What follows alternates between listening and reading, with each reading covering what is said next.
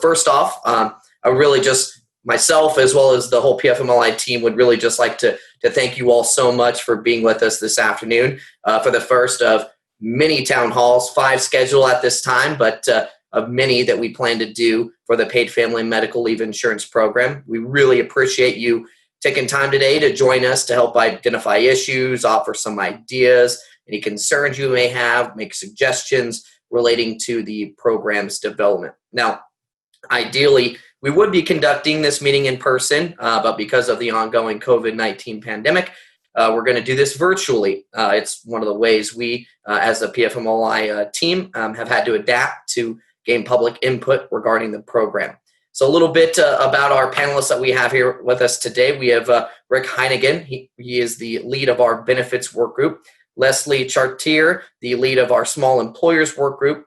Caitlin Critton, the lead of our self-employed and equivalent plans work group, and then Kelly Ofoni, our contributions work group lead. And then we also have Lois Williams and Lily Hogue, who is with our PFMLI leadership, and then Gerhard Teubel, who is the interim director for the paid family and medical leave. So just kind of a quick timeline on how this meeting is going to go. We're going to start off with just a brief introduction of the PFMLI program by our policy manager, Lois Williams. And then Kelly Ofani, our contributions lead, will then provide just an update on where the program is at when it comes to contributions, including, the work group's highest priorities. Now, once Kelly is done, we're going to go ahead and open this town hall up for questions or comments or concerns. We did have a number of registrants that went ahead and sent us their questions before the town hall. We're going to address those first, and then we'll move on to those that were submitted during the meeting. Now, since today's session is intended to focus mostly on contributions, and because our time is limited, we may filter other related questions or topics and address those during other sessions, as we continue to move forward. But we're going to get to as many questions as we possibly can today. Again, you can submit your questions there at the Q&A tab that's at the bottom of your screen. Please feel free to submit them at any time. And then if you are listening or participating by phone, you can email your questions to paidfamilyandmedicalleave@oregon.gov. Now, each town hall is being recorded. We're going to post this on the PFMLI webpage within a few days after today. Now, one thing I really do want to emphasize is that because PFMLI is still very much in its early stages and we're still working to develop that's why we're here today, really to hear your guys' thoughts, concerns, or any of that. There may be a lot of questions that we do not have the answers to at this time. And we could be a little time before we have those. So we really are using this time to listen, to gather your questions, comments, concerns that will really help us build and implement a program that works for all Oregonians. Some of those topics we can take back to our work groups and address them there. So again, thank you so much for coming today. And with that, I'm going to go ahead and I'm going to turn this over to our policy manager, Lois Williams. Lois? Thank you, Dean. I just thank you so much for joining us today. We're really excited to hear your input. Your questions are going to help us identify areas that we need to delve into further in order to provide guidance. As I move something on my screen, I can then read my notes for you. This particular overview is just intended to give you a very quick high level of how the program is going to work, what we know today based on the way the statute was written. So let's go ahead and go to this next stage. Next slide. Most countries around the world have paid family leave programs of some kind. The United States is actually one of only a few that don't offer any type of leave. Oregon, however, passed its paid family and medical leave insurance program in 2019. Oregon is joining only 8 other states, plus Washington, D.C., in offering such a program. Of those other states that have paid family leave programs, 4 evolved from those states' existing disability insurance programs. Of the states with more recently enacted programs, Washington's plan began paying benefits earlier this year, along with Washington, D.C. in the summer. Massachusetts and Connecticut are each going to follow in the next couple of years, and then Oregon's program will start paying benefits beginning in January of 2023. When this legislation was passed, House Bill 2005 in 2019, certain timelines were included. The bill actually became effective in September of 2019, and it requires the Employment Department to provide reports back to the legislature on the implementation of the program at various stages. It also required that administrative rules be adopted by September 2021. So a year from right now, we should have our first administrative rules in place to get started. Also, paid family medical leave contributions begin to be collected starting in January of 2022, and benefits will be available beginning a year later in January of 2023. The legislature funded the implementation of the program with a general fund loan. That loan needs to be paid back in January 2023, and then the program will be self-funded from contributions moving on into the future. The program provides for 3 types of leave. There's family leave, which provides time off, paid time off, to bond with a child during the first year after birth, adoption, or foster care placement, as well as to care for a family member who's suffering from a serious health condition. There's also medical leave, which provides paid time off for your own serious health condition. And then safe leave, which provides paid time off to respond to issues relating to domestic violence, harassment, stalking, or sexual assault. So here are some of the aspects of Oregon's program. Eligible employees will be able to take up to 12 weeks of paid leave. They may take 2 more weeks of paid leave for pregnancy, childbirth, or related conditions. Employees may then also take an additional 4 weeks off of unpaid leave for events that are also covered under Oregon's Family Leave Act, known as OFLA. The weekly benefit amount is based on an eligible employee's prior earnings, a base year or alternate base year. Employees who make average earnings up to 65% of the state's average weekly wage will receive their full wage replacement in the form of their benefits. Employees who make more than that 65% of the state's average weekly wage will receive an additional amount, but benefits are capped at a maximum of 120% of the statewide average weekly wage. And then there's also a minimum benefit, 5% of the statewide average weekly wage. So there are some boundary posts on either end. Several job protection provisions are included in the program. For example, at the time that an employee returns from leave, they must be returned to an equivalent position. Small employers, it has to be a similar position. Also, their seniority is not affected by taking the leave. Employers cannot discriminate against an employee who inquires about this type of benefit or who actually takes paid family, medical, or sick leave. Employers must continue to provide health care benefits while the employee is on paid leave. If that's a benefit that they provide while they're in the business working for the employer, they will have to continue while they are out on leave. Now, both employers and employees will make contributions into the Oregon program starting in January 2022. Employee wages up to $132,900 per year will be subject to the contributions. So if they make more than that in 1 year from their employer, their contributions will stop when that maximum is reached. That amount does get indexed for inflation every year. The rate, the contribution rate, will be set each year by the Employment Department, and it is capped at no more than 1% of wages. So it hasn't been set yet, but it will be set up to no more than 1%. Of that 1%, contributions are split between employees, who will pay 60% of the rate, and employers, who will pay 40% of the rate. Small employers, which are those who have fewer than 25 employees, do not have to pay the employer portion of the contributions. More to come on this on the next slide. Now, employers can choose to have their own plan rather than participate in the state plan. If they choose that route, their plan must provide at least the same benefits as the state plan. So we're calling those equivalent plans. Employers will apply to the department. They will pay a fee of up to $250 so that the department can then evaluate their plan to make sure that it meets that equivalency standard. These employers and their employees will not pay contributions into the state plan, but instead would contribute to that other plan. And then benefits for those employees would be paid out under that equivalent plan. We're currently working on administrative rules for situations where workers may have more than one job, with potentially two or many different types of plans. Maybe they work for an employer who has an equivalent plan, but they have another job as well that is on the state plan. So how are benefits paid out in those situations?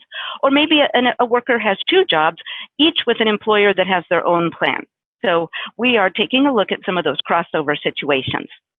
On the prior slide, I mentioned that small employers, again, those that employ fewer than 25 employees, can choose not to pay their employer's 40% share of the contributions.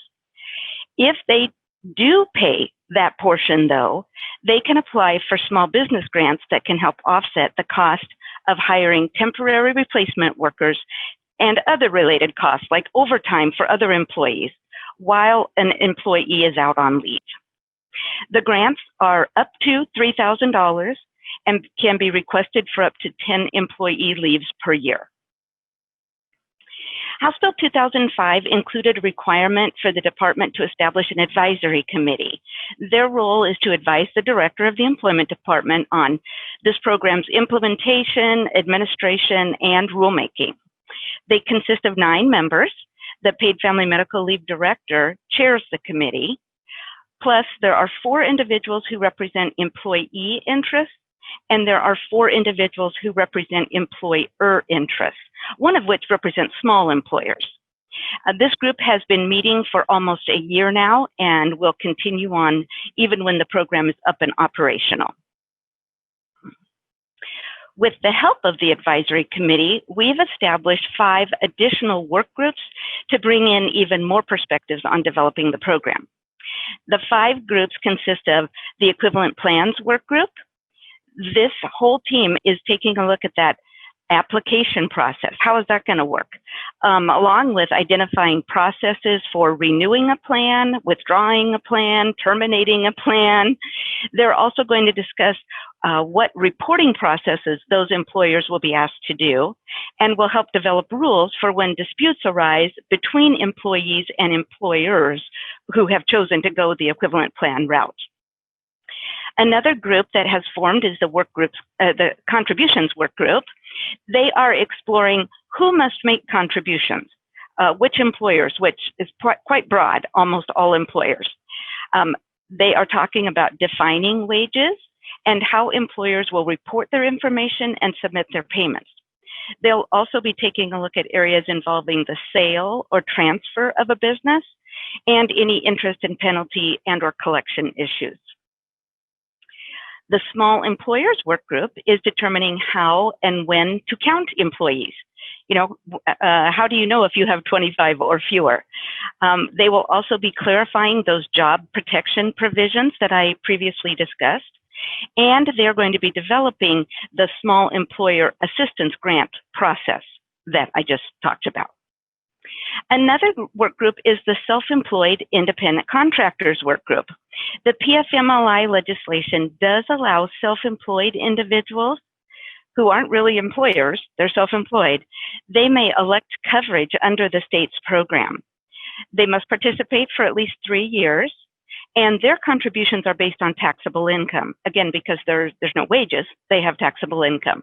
So this work group is exploring all of those provisions as they relate to independent contractors or the self-employed. The last group is the benefits work group.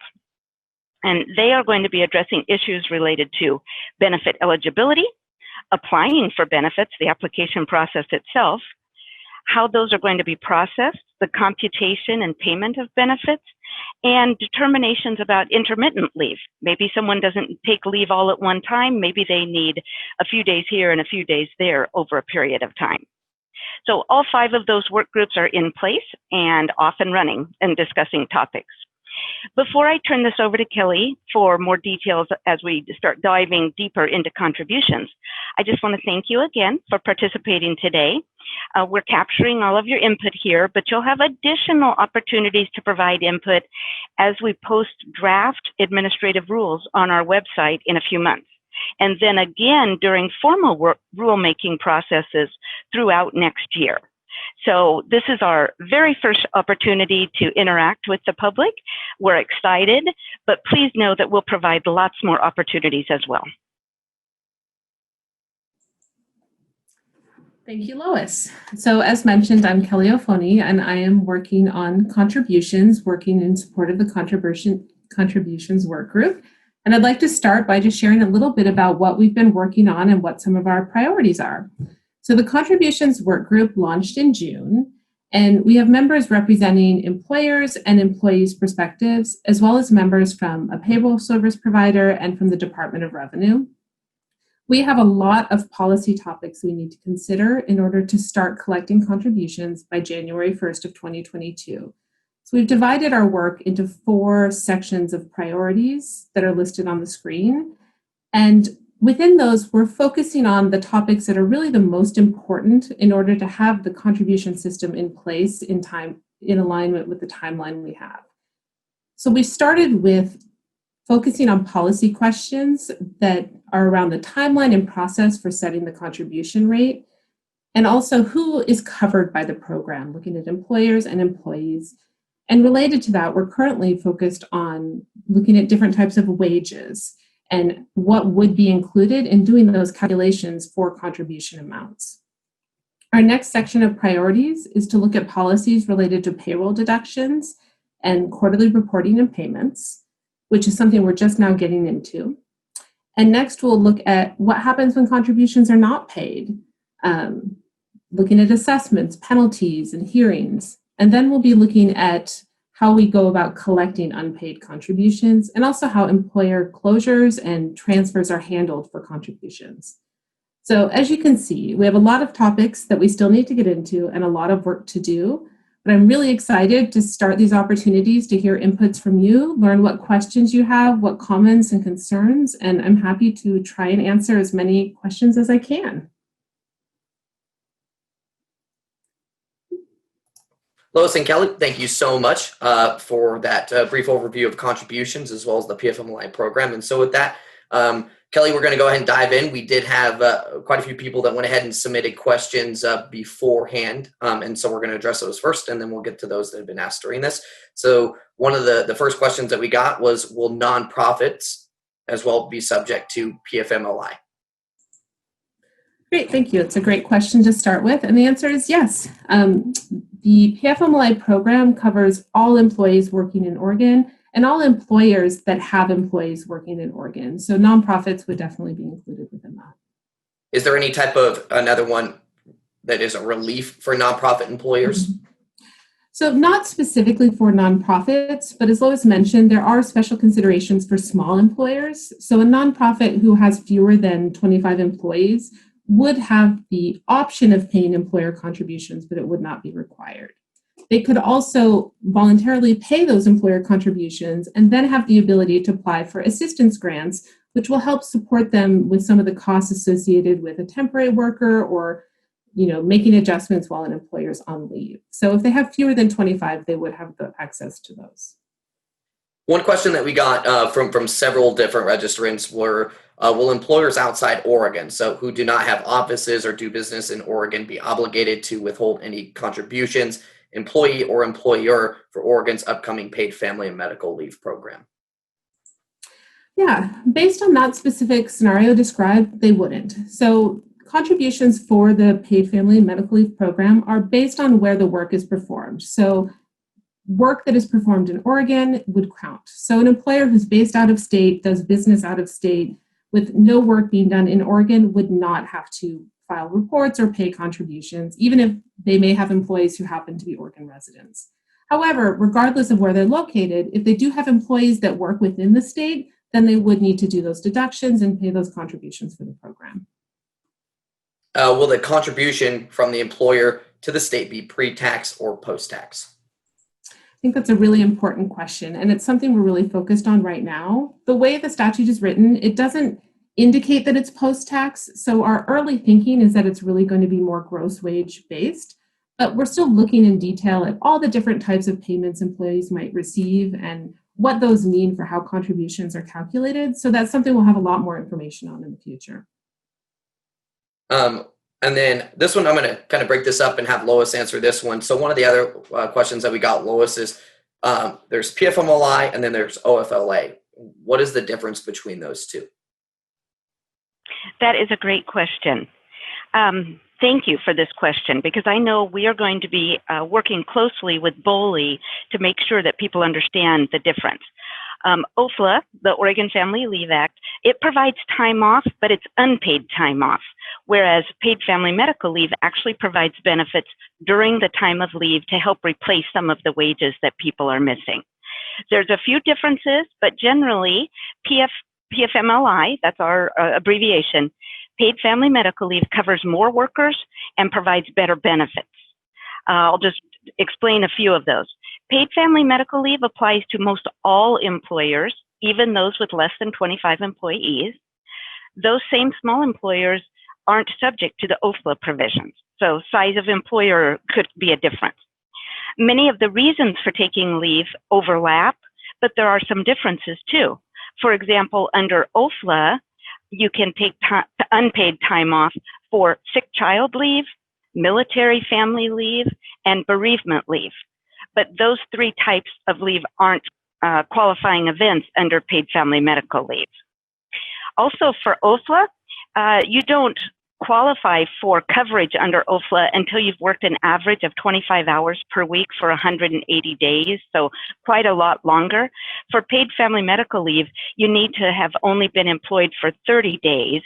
And in some cases, your coverage is portable when you change from one job to another. We are taking a look at those portability provisions to make sure that we are implementing wording that's in the statute. So we're going to continue to work with BOLI, which is the Bureau of Labor and Industries, and others to communicate the differences and or the similarities between these programs when we get closer to implementation, because there is a requirement that if this leave qualifies for both, they should be in alignment and be taken at the same time. But we know there's differences. Thank you for that question. Back to you, Kelly. Do we know what the anticipated administrative burden on employers is? Yes, thank you. That's a really important question, and it's something we still have a lot of details to figure out as far as how exactly program administration will work and how the reporting process will work for employers. But I'm happy to share what we do know now. And what we know is that employers are going to be responsible for deducting wage contributions from the wages of their employees and remitting those on a quarterly basis. They'll also be responsible for submitting quarterly reports with wage information and also paying their portion of the contributions. They'll also have certain requirements in terms of the record keeping and employment records that they have. And in terms of the contributions, those are the kind of areas that they'll have to be responsible for, but the processes and procedures are still very much being worked out, so we'll have more information on that in the future. Do we know, is there going to be any type of portal or of some sorts that to pay contributions into beginning January 1st of 2021? That's something we anticipate, but it's still being figured out exactly how it will work. So at this point, we don't have a lot of details about it, but yes, that's something we anticipate. I'm going to move over to Leslie. Leslie, this question is for you. The definition of eligible employee for PFMLI includes workers who have not been included in other OED programs in the past. What steps will the department be taking to ensure proper outreach and awareness of the program? Yeah, that is a very good question, a very good point. I'm answering this question not as the small employer team lead, but as the person who is the change analyst for this program. And we are introducing a lot of new communities that haven't been included in some of our previous programs. And to ensure that we meet their needs, we've been collecting contact information for new agencies, for example, healthcare organizations, domestic violence prevention advocates, and child care establishments to just try and reach as broad an audience as we can. And then we will tailor those messages to ensure that we give everyone the information they need to know at the time. So thanks. That's a great question. Thank you so much, Leslie. And then Kelly, finally, how does the department plan to enforce delinquent payments from employers? What recourse will an employee have if their employer has not been properly paying into the fund? Thank you. So in terms of delinquent payments, there are different penalties that have been built into the law that are similar to some of those for UI tax. So there are late filing penalties that can be applied if employers do not submit a quarterly report or pay those quarterly contributions. And there's also an annual 1% penalty that can be assessed if there's still outstanding reports and payments. So those are some of the mechanisms we have in order to enforce the delinquent payments, and it can lead up to civil action. Now, that's an area that we're just starting to look into, so there's a lot of details that we're going to be figuring out and looking for inputs on that. And in terms of recourse for an employee, that's also something we've identified as a topic that we want to look into further. But I think a really important point to share is that an employee's benefits cannot be denied solely on the fact that their employer has neglected to pay the contributions for the employee that they're required to do so. So in that sense, the employer is accountable for submitting these payments, and it shouldn't have a direct impact on the employee's benefits if they neglect to do so. And I think that's what we have for those that have been submitted. So we're going to go ahead and address all of those. It looks like we, based off of the notification tab that I got, we have quite the interest in some questions that have come in. And so I'm going to hand that over to Lily to go ahead and address those that have come into during. Welcome. Good afternoon. I'm going to take some of the questions I've seen in the Q&A and direct them to members of our staff who are experts in the field. I've seen quite a few here about how this will run. Lois, this one's for you. How this will run in parallel with sick days, the state sick days law. If you could explain a little about that and then explain how it works with OFLA and PFMLI, that would be really helpful. Thank you. Thanks, Lily. Except I don't know. I'll be real open and transparent here that the law, the Chapter 657B, which is where the paid family medical leave material now resides, does indicate that if there is a qualifying event that meets both the OFLA and paid family medical leave, they should be taken concurrently. And that's about all the direction that is provided. There is, to my knowledge, there isn't anything that directly relates to sick leave. And I'm looking at my team in that respect. So I personally haven't looked into that, but we will. Great, thank you. And what I can add there is one way to look at this as employers, certainly, is that sick leave is meant for when you wake up and you have the flu, or you have a cold, your child or someone you care for has a cold, and you need just a day maybe, or a couple of days, or up to 5 days, according to Oregon state sick time law. And that's really for minor things. And we know that this paid family and medical leave insurance program is for big events like car accidents, long need if you have cancer, you give birth or adopt a child. And so that's really the difference. And you'll see major differences in these laws because of them. One is about employer paid time for those short periods of leave. One is about an insurance program for all Oregonians who need longer periods of time. And can you explain a little bit about, Lois, this one is also for you. Exactly how will it work with small employers who have 25 employees, or maybe they have employees in many different states? Can you talk a little bit about how it will work? Sure. Nothing is set in stone yet, but the work group is taking a look at counting employees, not only counting employees that are all within Oregon, but for employers who have employees in multiple states. At this time, our thinking is that you take a look at all employees everywhere to determine the 25. If you have only 2 in Oregon, but you have 27 in total, you are not a small employer because you exceed in total the 25 number. Again, we haven't drafted an administrative rule, but this exact topic is what the Small Employers Work Group has been grappling with. Also about when to count the employees and how to count the employees. Items such as, do you just take a head count on a particular day? And then you average it over the last year. There is some computations there that need to be done that we will have to put into rule to provide guidance so people know whether they qualify as a small employer or not. Thank you. And I have another question. Folks want some clarity again on the timeline. I know today is our first ever listening session. Welcome. We're so glad you're all here. And there's going to be lots ahead, and we're just starting this process. So you can explain sort of what our process is going to be and when this starts, when contributions start, and when people will have access to the program. Sure. At a very high level, over this last year, starting basically in December of last year, we started pulling people together to form a team. And all this year, we've been starting to found the advisory group, start these work groups. We're now starting to do outreach to get all of your input to the program. All of this is culminating because we're starting to write these policies. We're starting to draft some administrative rules, define some terms that are in the legislation. And very, very soon, we hope to start posting draft administrative rules on our website so that people can see them at a very early stage. We are going to then gather input through that website, probably starting in December and January of this year, all throughout the spring and next summer. At a certain point, with the help of our work groups, with the help of the advisory committee, recommendations will be made to the employment department director, who will then put those rules out for a formal rulemaking process, and we'll hold another set of public hearings, and then rules will be put in place.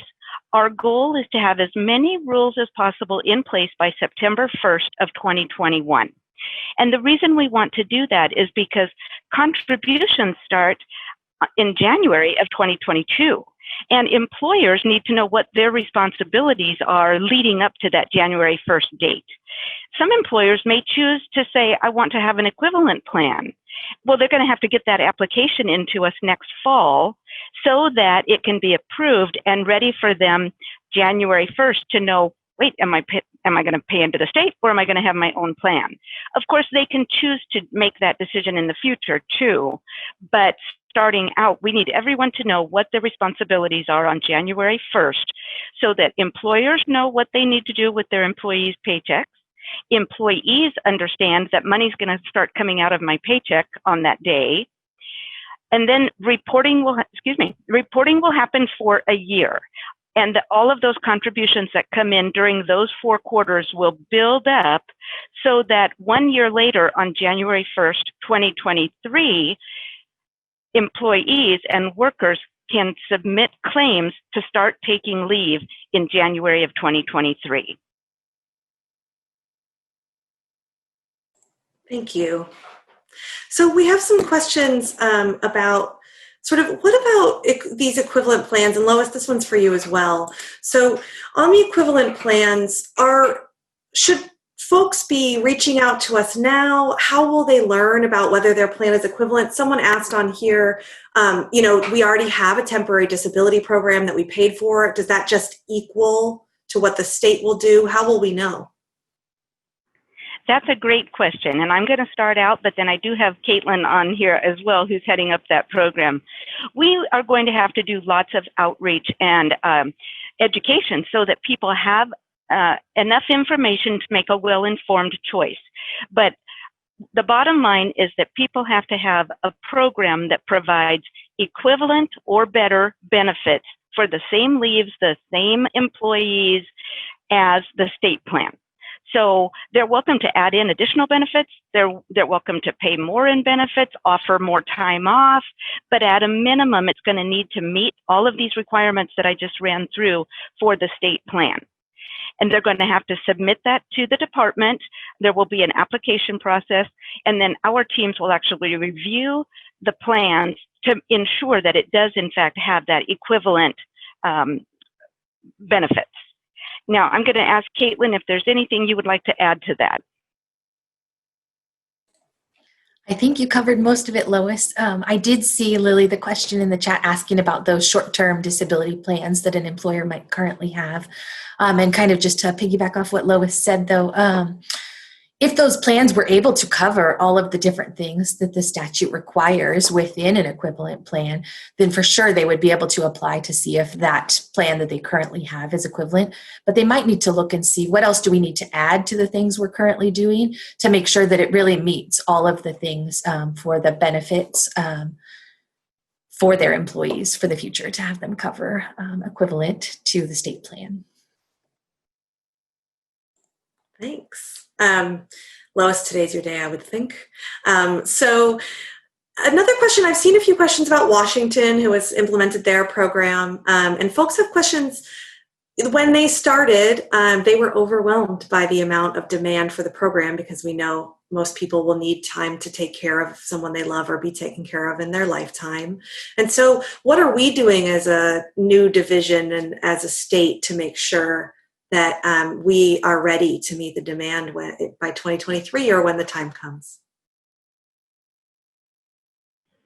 That is a really valid question. For first and foremost, we're in touch with Washington and we're learning from their experience.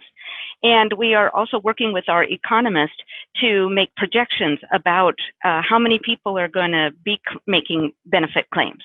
At the same time, we're making projections about how many staff are we going to need in order to respond to that workload. We don't have a system in place yet, and we probably won't for a little while, but we're going to try to have as much of those processes automated as possible so that people don't have to talk to someone at the employment department in order to process their application. But we are aware that Washington experienced that. We're making projections, and then we're also trying to, the closer we get, refine our staffing and our system needs to meet that demand. Thank you. And we have a question on whether healthcare benefits, you mentioned this at the beginning, Lois, but specifically around the 4 weeks when people are taking OFLA leave as a part that's running sort of concurrent now with this new law, are employers still required to maintain the same health benefits? And can you remind us of what you said in the beginning? I will take a stab at it, and I will ask Rick if he has any further thoughts about the benefits team also. The statute says that, I'm sorry, I just blanked on the question. Remind me what the question was? OFLA and healthcare coverage. OFLA and healthcare coverage. The statute says that healthcare benefits need to be continued while a person is on leave. I don't think there's a differentiation between only the 12 or 14 weeks that are paid and the additional 4 weeks. I'm going to turn to Rick and ask if he has any experience with that, because his team is just now starting to define healthcare benefits, or Leslie's team. Yeah, we have not gone too far into that yet, but I would agree that we aren't seeing any difference between the two. The idea is that you are still employed, that you're still being covered during that period of time. That's part of the job protections. And so that would continue on throughout the period of time that you're off work through PFMLI or through OFLA. So that's going to be continuing as you go forward. Thanks, Rick. And we have some questions about what documentation will an employee need to provide the employer to show that they are sick? And we know that today is really about contributions, but we also know that this is our first ever town hall and that a lot of employers have a lot of questions. And so I want to make sure that we answer some of those. Lois, can you help us answer that question? So what documentation will folks need?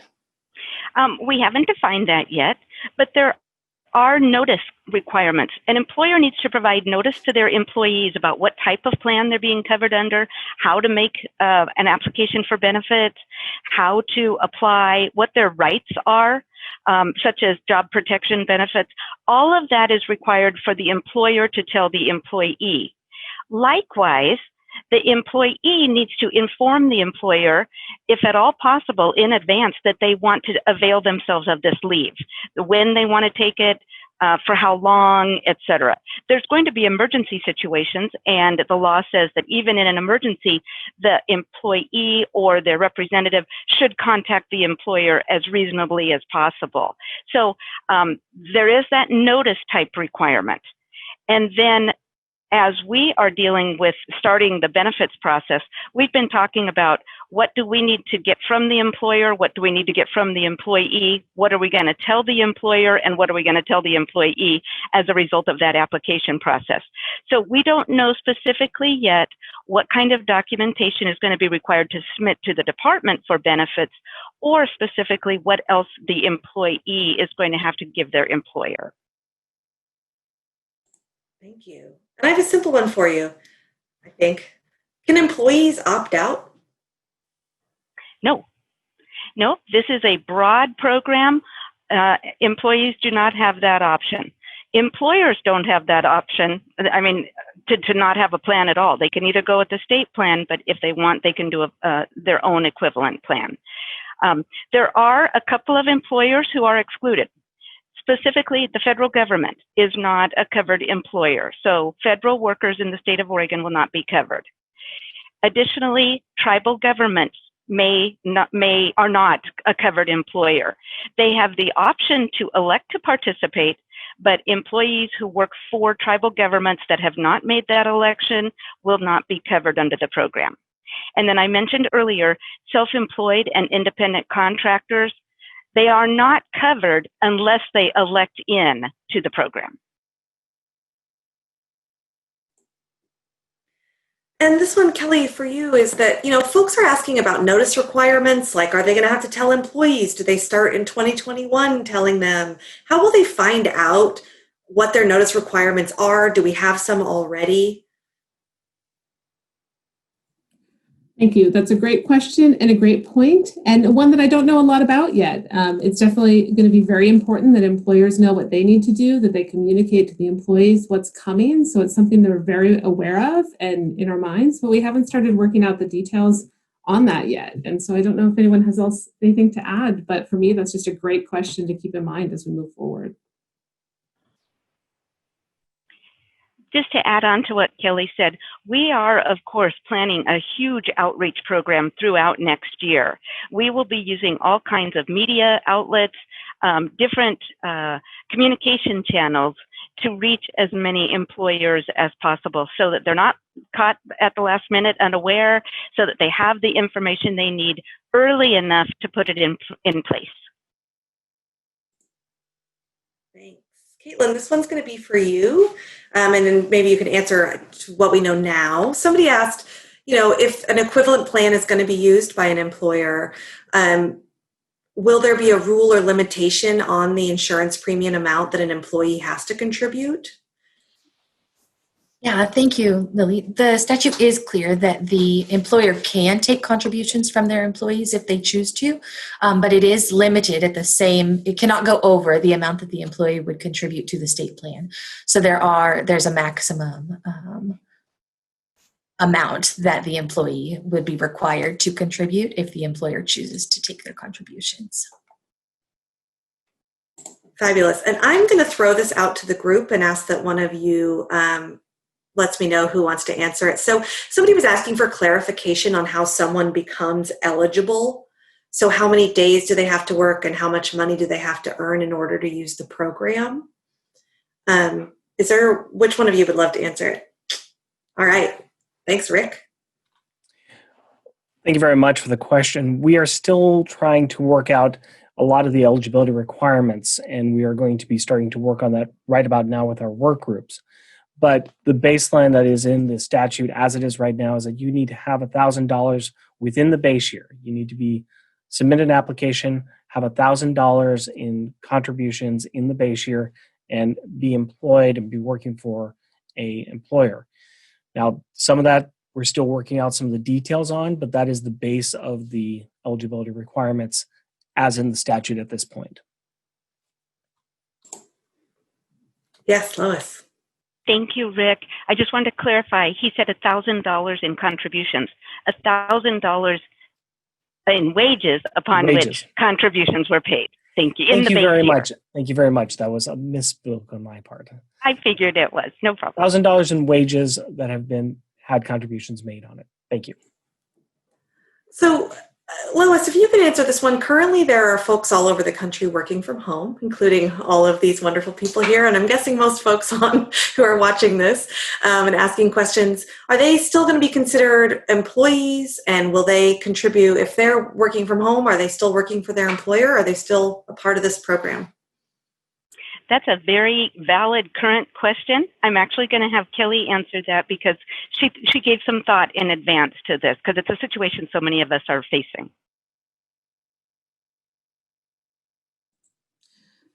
May have oversold that a little bit. It's definitely something that we have in mind, and it's something that we're going to need to think a lot about because, if it's a temporary situation where you might be working from your home in a different state, but normally your place of work is Oregon, is that one consideration? What if you're permanently working in a different state? Then is that where your place of performance is?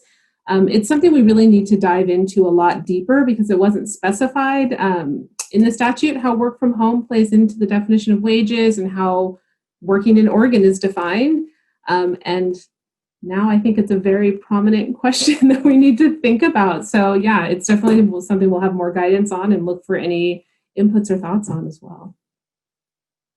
And we have about 10 more minutes, so we're going to go ahead and take just a few more questions. Again, though, we are keeping track of all of those that have been submitted. Feel free, this is being recorded.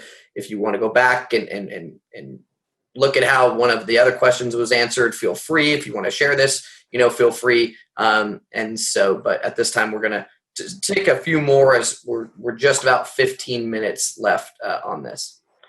And some folks have asked if the slides will be available, and they also will be online, just so you know. So a question that I've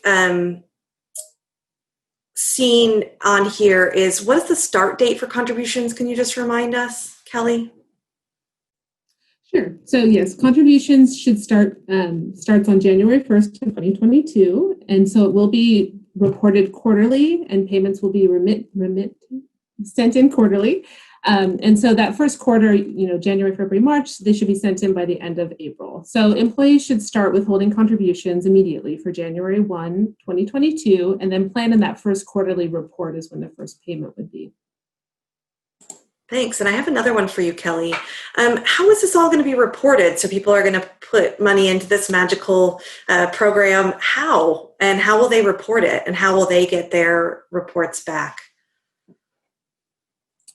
Well, there will be a quarterly wage report that will include information about the wages that have been earned by employees in the quarter and the contributions being paid based on those wages, as well as detailed information for each of your individual employees.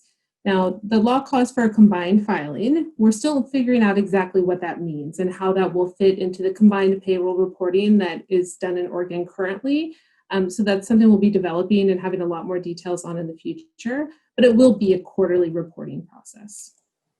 And Kelly, what about employers who actually wanted to go above and beyond the law? We know that this is a minimum. One of the things that we've been talking about in this department that we're so excited about is that, we're now going to be, Oregon will be one of the places that finally gets to implement a law that almost every other country on earth has done. And we're so excited about that.